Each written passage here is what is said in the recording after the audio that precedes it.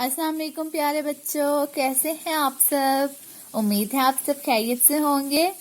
तो जी प्यारे बच्चों, आज हम हरूफ तहज्जी का जो हर्फ पढ़ने जा रहे हैं वो है से। से सा, से सा, से सा, सेसा समर, सेसा समर, सेसा समर। तो जी प्यारे बच्चों, अब हम से लिखना सीखेंगे। नुक्ते पे पेंसिल रखिए और